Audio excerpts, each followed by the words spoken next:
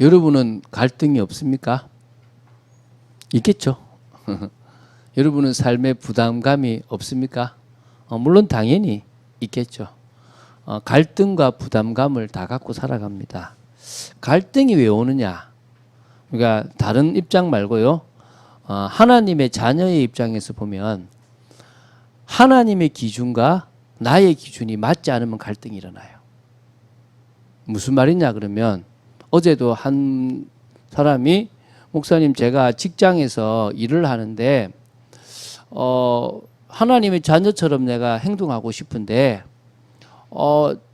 일을 제대로 안 해가지고 그 업체에다가 막 화를 내고 막 강하게 해야 조금 잡는데요. 이게 지금 내가 하나님 자녀로서 해야 됩니까? 말아야 됩니까? 그러면 뭐가 있냐면 하나님 자녀로서 일을 어떻게 해야 되는 기준이 애매한 거예요. 하나님 자녀는 사랑으로 해야 될 것 같은데 세상은 사랑이 통하는 것이 아니잖아요. 그러면 사랑으로 해야 되는 건지 아니면 막 세상 방식으로 막 쪼고 막 해야 되는 건지. 저는 어느 큰 기업이 그렇게 한다는 소리를 들었어요. 금요일 오후 되면 하청업체를 부른대요. 불러서 미션을 준대요. 그리고 다음 주 월요일 오전에 상의하자고 한대요. 그러면은 대기업은 어떻게 하는 겁니까? 그 기간 동안에 쉬겠죠. 이제 금요일 저녁부터 오후부터 해가지고 이제 주일까지 쉬잖아요. 그러면 중소기업에 있는 회사는 어떻게 됩니까? 너희들 쉬든 말든 나는 월요일부터 새 일을 시작할 거야. 알아서 준비해와 이러잖아요. 횡포잖아요, 횡포. 그러니까 이제 대부분 큰 기업들이 그렇게 많이 한대요.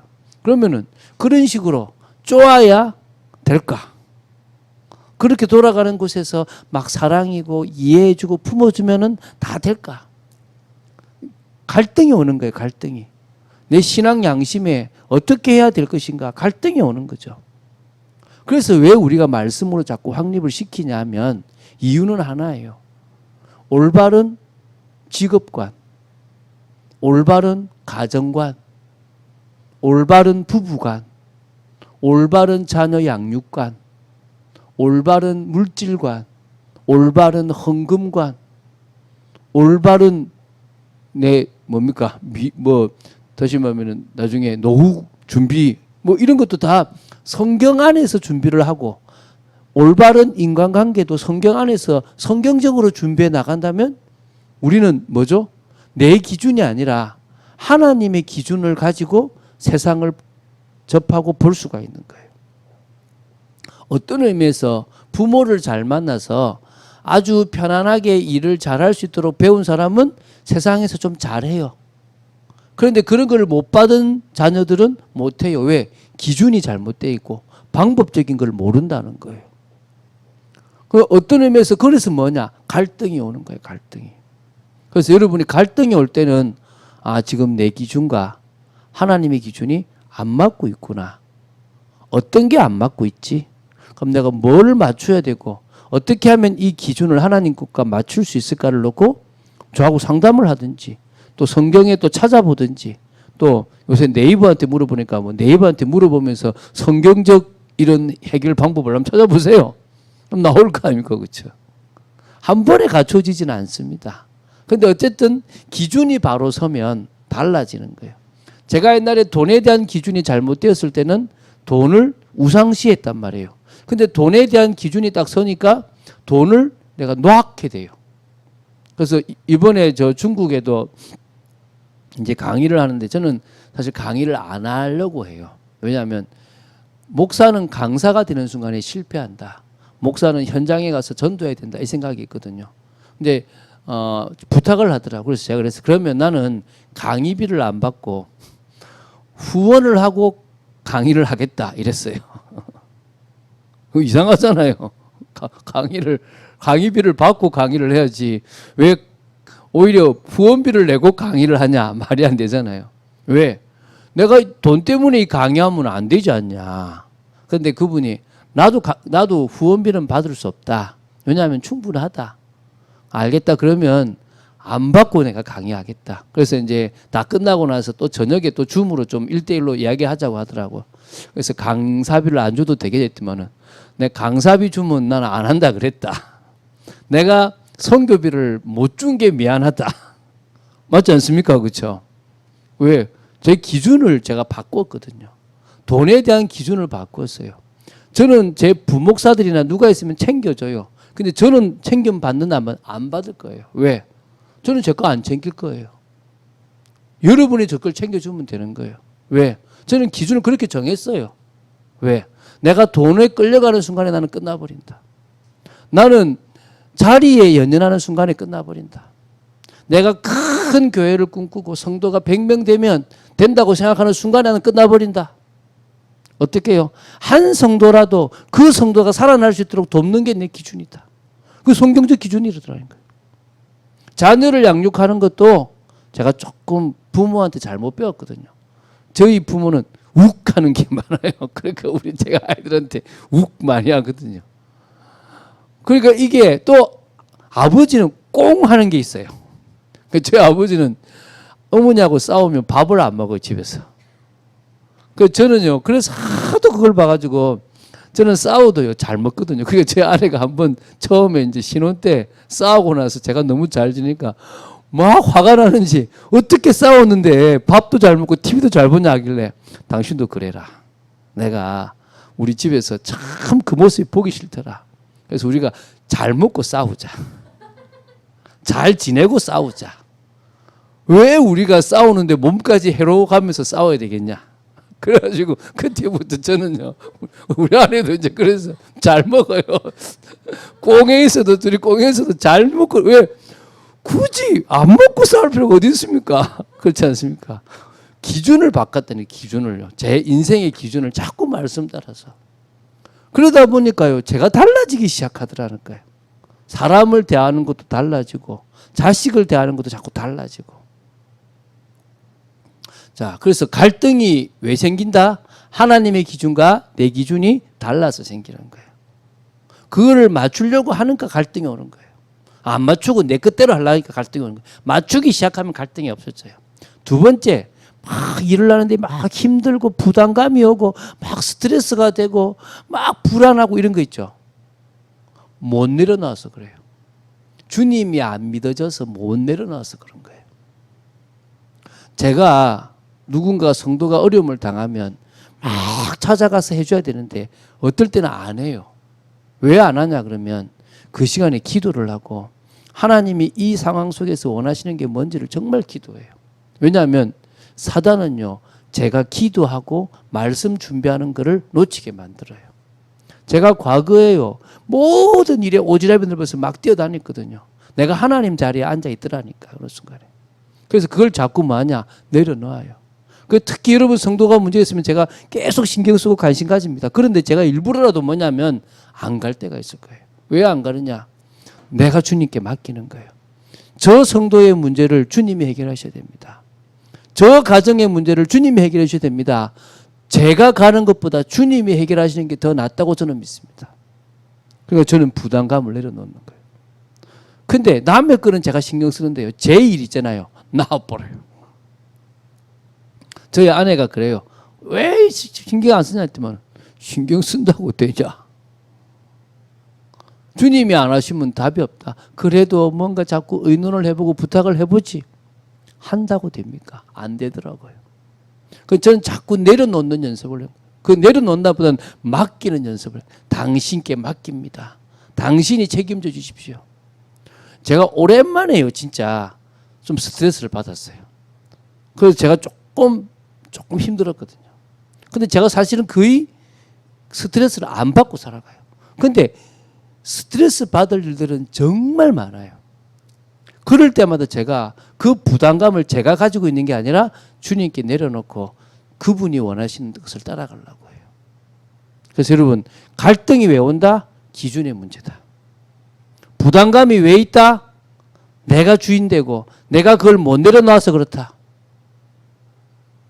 여러분, 그 기준이 하나님 앞에서 엄청 강했던 사람이 바울이고 그 부담감도 되게 많았던 사람이 바울이에요. 근데 그 바울이 그리스도를 만났고 그 인생이 바뀌어 버렸다는 거예요. 오늘 오늘부터 한 3주간 바울에 대한 이야기를 할 거예요. 바울이 참 귀한 분이잖아요. 그래서 이 바울에 대한 이야기를 좀 할 건데 오늘은 예수 그리스도로 결론 난 바울에 대한 이야기를 할 겁니다.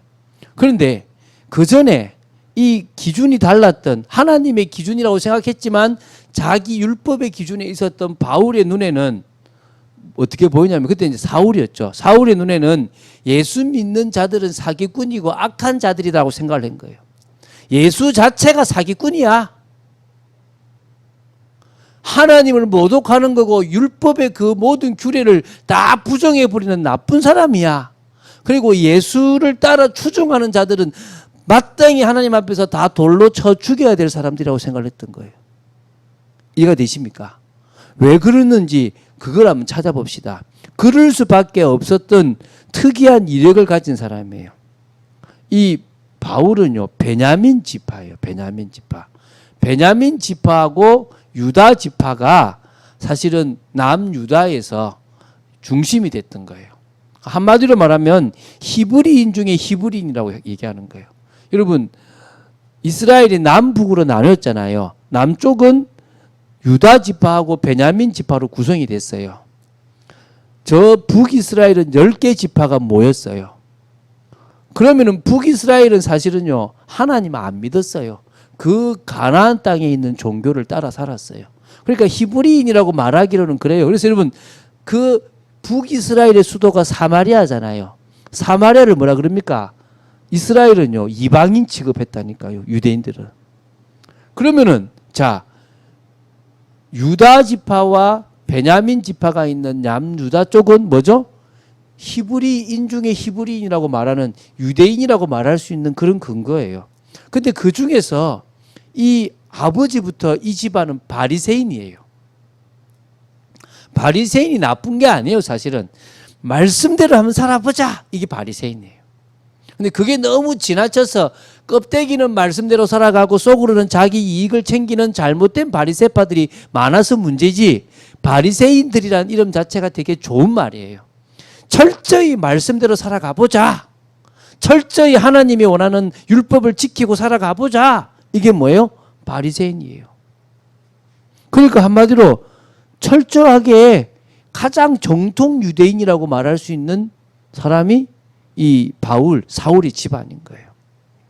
그런데도요, 이게요, 디아스포라 유대인이에요. 한마디로 말하면 유대의 땅에서 태어난 유대인이 아니고 길리기아 다소라고 하는 곳에서 출생을 했어요. 그런데 태어나면서부터 로마 시민권을 가지고 있었어요. 그 말은 무슨 말이냐? 상류층의 가문이라는 거예요. 그 길리기아 다소라는 곳에 있었지만 영향력이 있는 가문이었다라는 거예요. 그러니까 철저한 정통 유대인이면서도 헬라나 로마에서 영향력이 있었던 가문이 누구 가문이라는 거예요?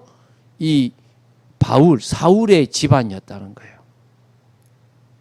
그래서요, 유학을 가요. 어디로 유학 가느냐? 다른 사람들은 더 좋은데 로마로 유학 갈 거잖아요. 근데 이 사람은 어디로 유학 가느냐? 예루살렘으로 유학을 가요. 예루살렘에서도 가장 정통 유대인이라고 할 수 있는 가말리엘이라는 사람의 문화에 들어가서 교육을 받아요. 가말리엘이라는 사람이 율법사고 되게 뛰어난 바리새인이라고 볼 수 있어요. 그 사람 밑에서 철저하게 신앙 교육을 받아요. 그래서 이렇게 얘기해요. 가말리엘의 문화에서 우리 조상의 율법에 엄한 교훈을 받았다라고 사도행전 22장 3절에 나와 있어요.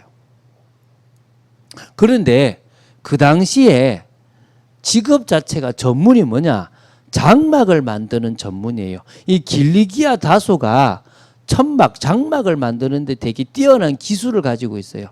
그 가문이 그런 기술이 있었어요. 한마디로 지금으로 말하면 꽤 건설업도 꽤 큰 규모의 건설업을 할 수 있는 전문을 가지고 있었다고 보면 돼요.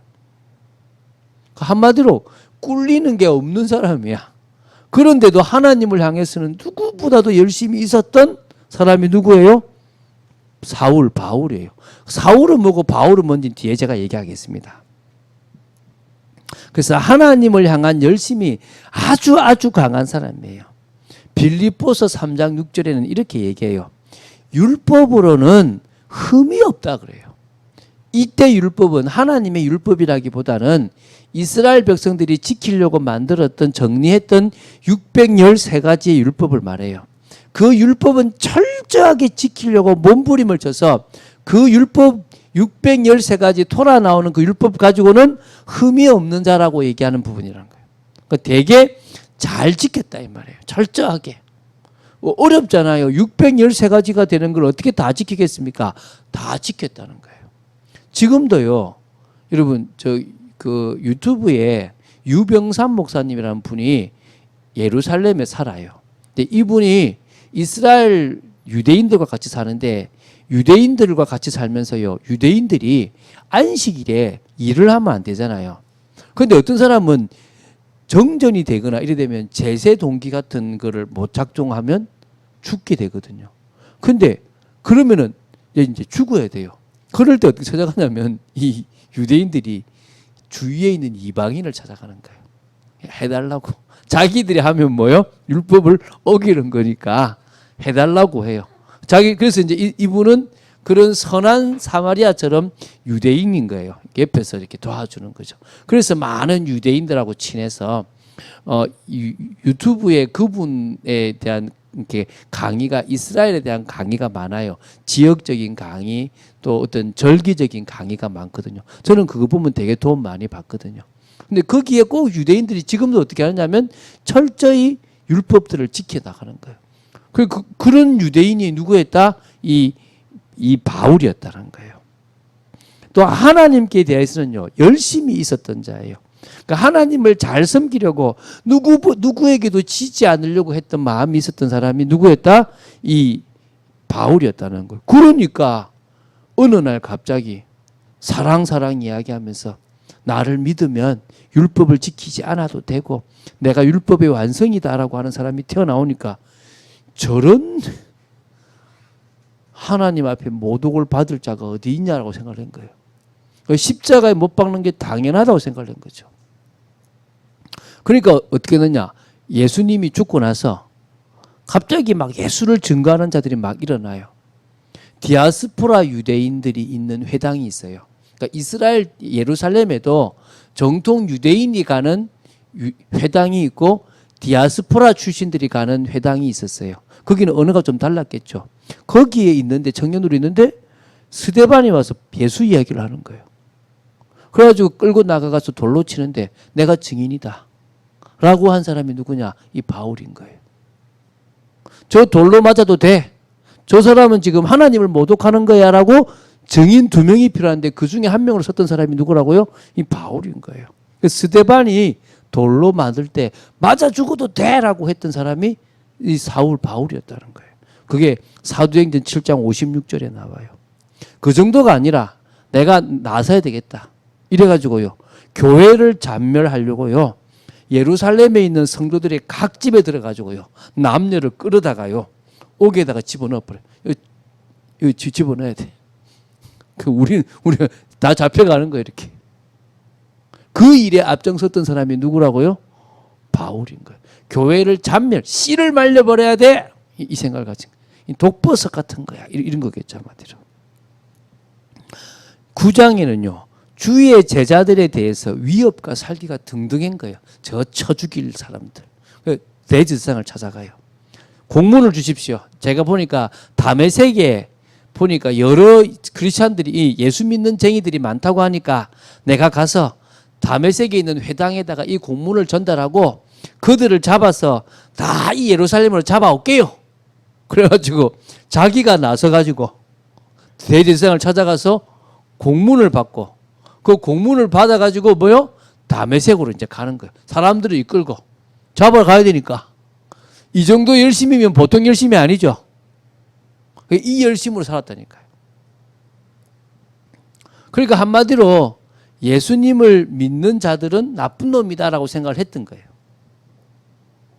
그런 그 바울이 예수가 그리스도라는 사실로 답을 얻게 된 거예요. 이게 이제 바울의 회심이라고 얘기합니다. 이게 사도행전 9장에 나오거든요. 자, 그러면 이때는 사울이라는 이름을 써요. 나중에 15장부터 이제 15장 16장부터 이제 뭐 쓰냐면 바울이라는 이름을 쓰거든요. 그럼 사울은 무슨 뜻이고 바울은 무슨 뜻이냐? 보통 사람들이 사울은 높은 자, 뭐 바울은 낮은 자 이렇게 생각하는데 그렇게 생각하지 말고요. 우리로 말하면 이런 거예요. 무슨 말이냐면 한국식 이름이 있고 영어식 이름이 있어요. 그렇죠, 그죠? 그러니까 그것처럼 사울이란 이름은 히브리식 이름이에요. 이 사람이 로마 시민권이 있잖아요.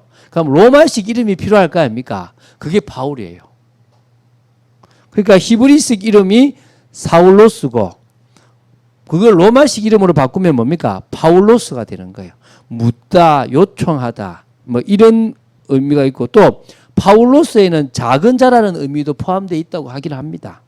어쨌든 그 사울이라는 이름을 15장까지 좀 한 중반까지 쓰고 그 뒤로 16장부터는 주로 그냥 바울이라는 이름을 쓰게 돼요. 그러니까 히브리식 이름을 쓸 때는 히브리인들에게 복음을 전하고 할 때는 이제 사울이라는 이름을 썼다면 이제 로마나 이런 전 이방인들에게 나아갈 때는 바울이라는 이름이 더 나으니까 바울이라는 이름을 썼다라고 보시면 돼요.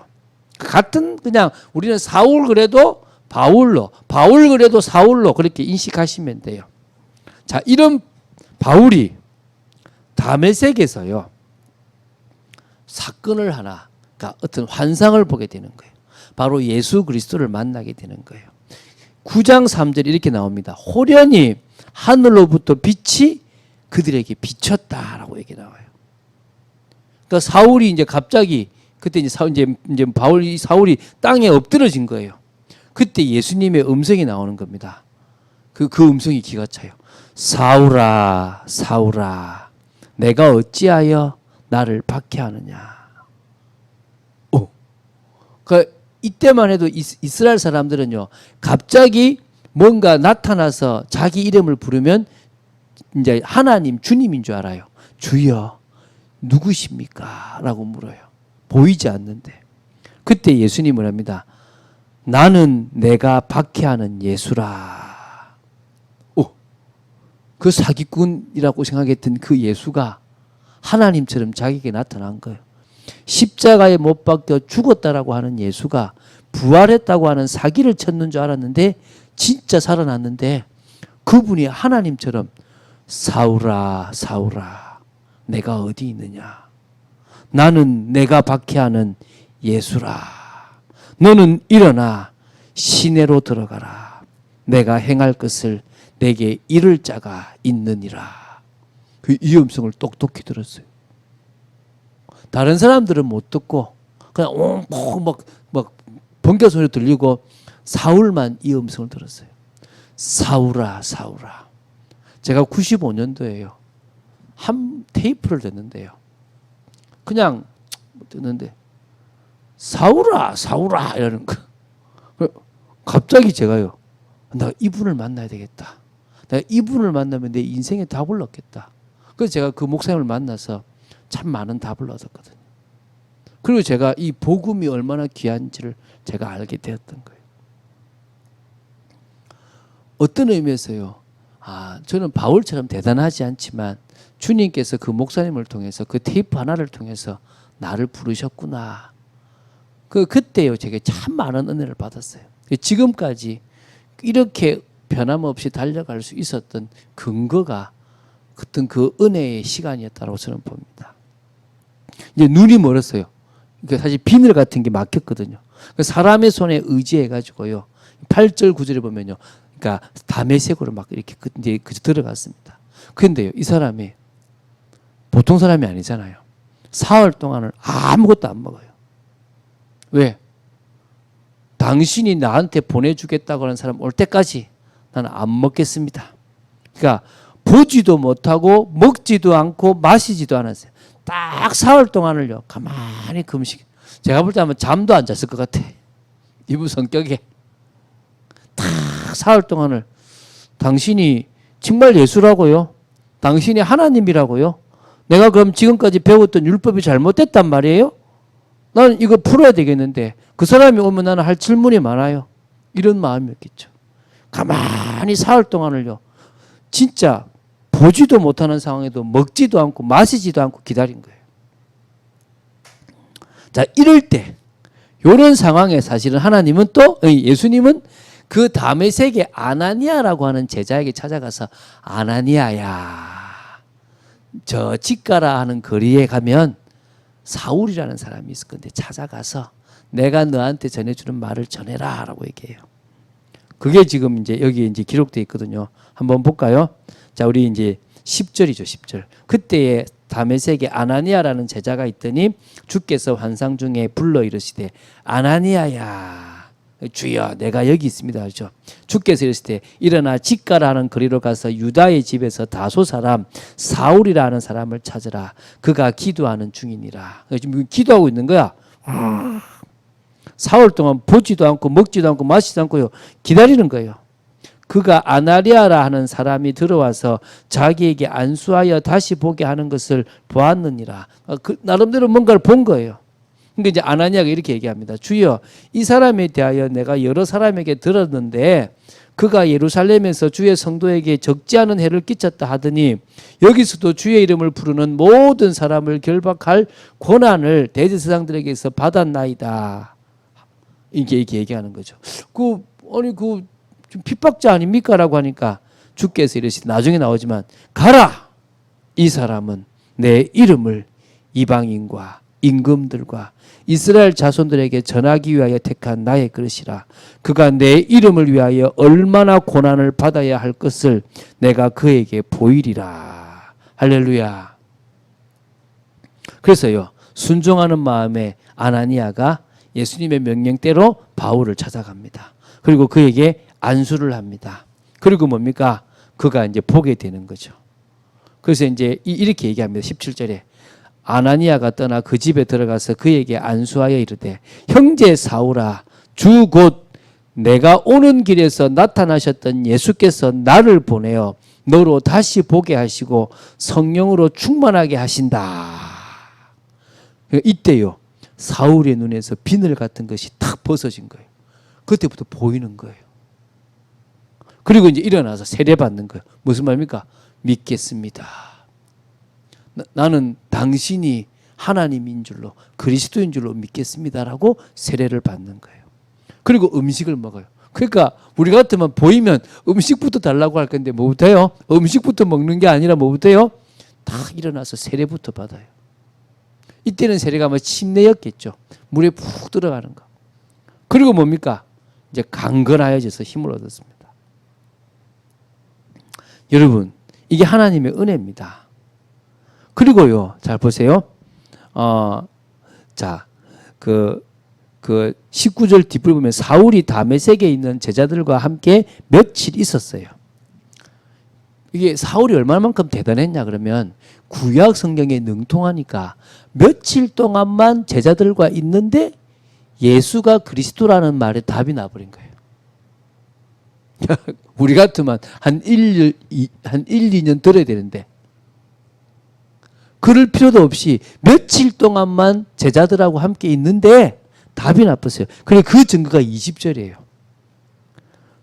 이게 뭡니까? 이게 이제 지금 세 번째 복음을 받자마자 바로 회당을 해서 복음을 전한다는 건데요.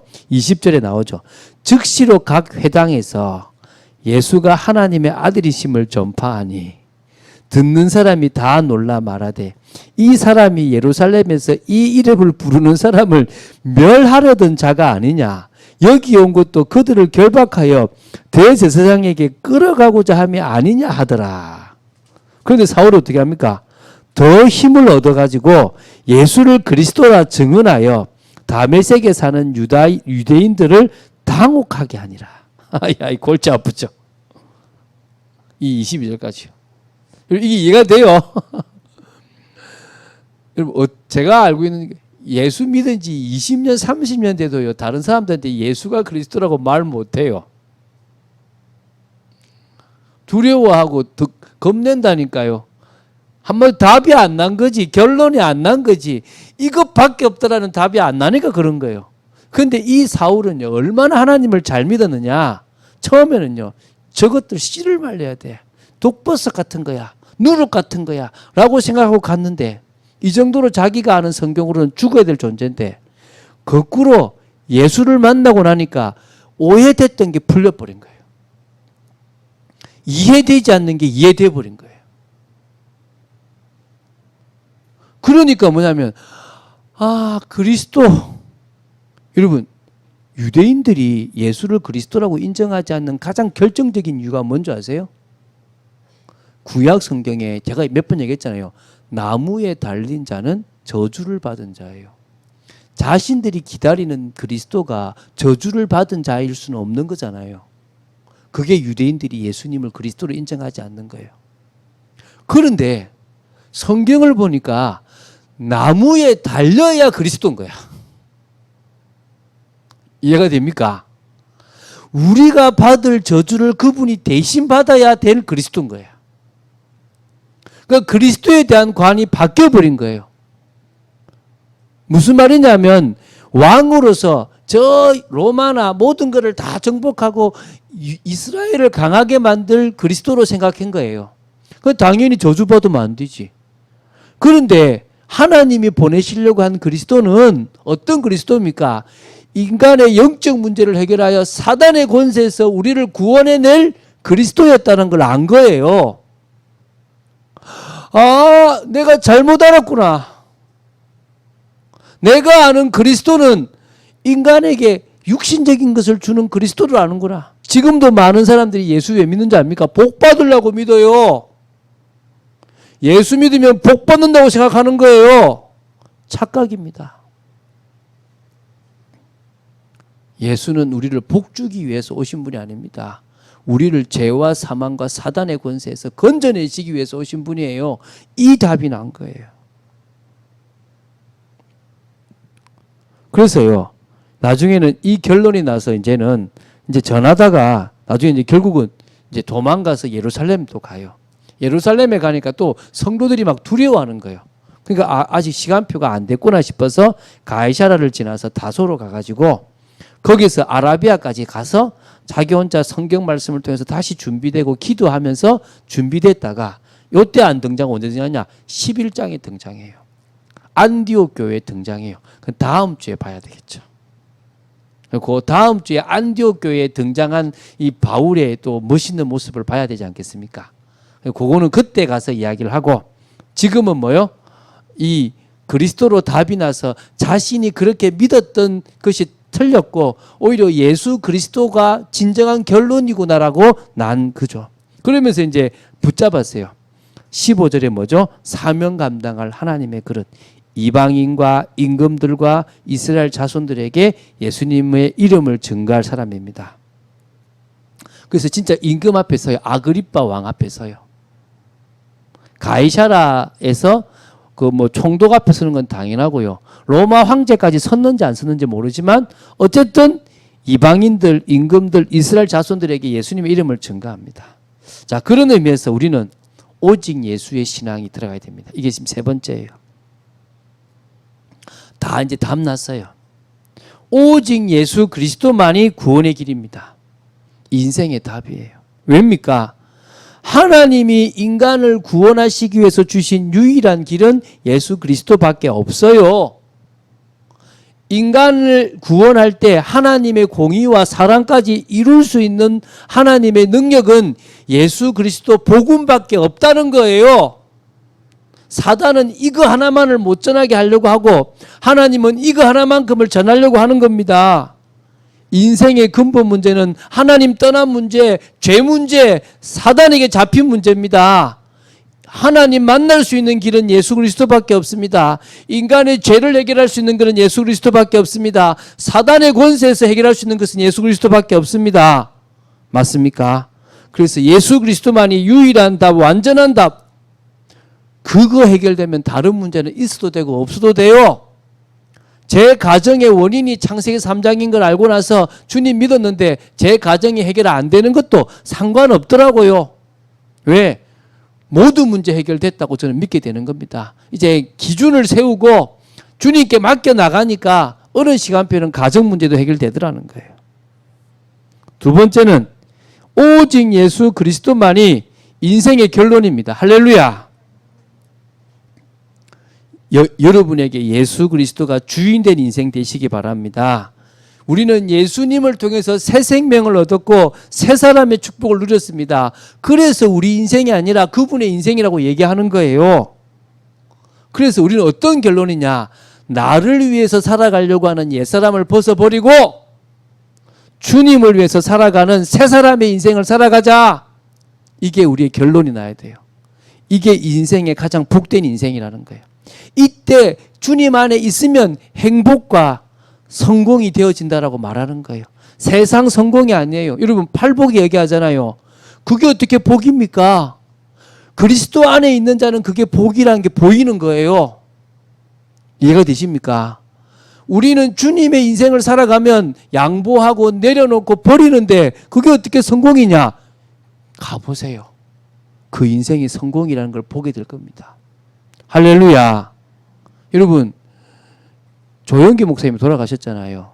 조영기 목사님이 진짜 폐병까지인가 진짜 죽을 병까지 걸려서 안 된다고 했어요. 그래서 군대에서도 의가사 제대를 했어요. 병이 아파가지고. 근데 신유원사에 가서 낫고 나서 이분이 5시간씩 매일 기도를 했는데요. 전 세계에서 가장 큰 교회가 됐어요. 너무 물질의 축복이 많아가지고 오히려 나중에는 손해가 됐어요. 다 내려놓고 주님만 바라봐도요. 세상적으로 성공한다니까요. 여러분 좀 수준 높은 성공을 해보시기 바랍니다. 예수 그리스도만이 참된 소망입니다. 부활의 몸을 입고 주님과 함께 왕노릇할 것이 진정한 승리고 진정한 성공이고 완전한 구원입니다. 바울은 이것 때문에요. 이거 하나를 소망하고 막 달려가요. 내가 달려갈 길과 주 예수께 받은 사명 곧 하나님의 은혜의 복음을 전하는 일을 마치려면 나의 생명을 조금도 귀한 거 여기지 않겠다라고 할 만큼요 달려가요. 왜? 소망이 있으니까. 부활의 소망이 있으니까. 여러분 이게 가장 큰 소망이에요. 저 부활에 내 가족들이 들어오고 싶습니까? 그러면 제대로 믿으세요. 저 부활에 저 재림 때 내 가족들이 다 믿고 싶습니까? 그러면요 확실하게 믿으세요. 영적 생활 제대로 해보십시오. 믿게 되어 있습니다. 고난을 감당할 만한 그런 삶으로 가보자는 거예요. 자, 결론 맺겠습니다. 여러분 이 복음이요 목사님의 복음이 되고 누구 참 예수 잘 믿는 바울의 복음이지만 누구의 복음이 돼야 돼요? 나의 복음이 돼야 돼요. 나와 관계가 있는 나의 주요 나는 당신의 종인 나와 관계가 되는 복음이 돼야 돼요. 예수가 그리스도가 중요한 게 아니라 그 그리스도가 나의 문제를 해결한 그리스도고 그 그리스도가 내 인생의 주인이 돼야 되는 거예요. 할렐루야. 그런 축복을 사실적으로 누려가는 여러분 되시기를 주 예수 그리스도 이름으로 축원드립니다. 주는 그리스도시요 살아계신 하나님의 아들이심을 고백합니다. 정말 말씀 따라가는 축복 속에 있도록 저희들을 지켜 주시옵소서. 주 예수 그리스도 이름으로 기도드립니다. 아멘.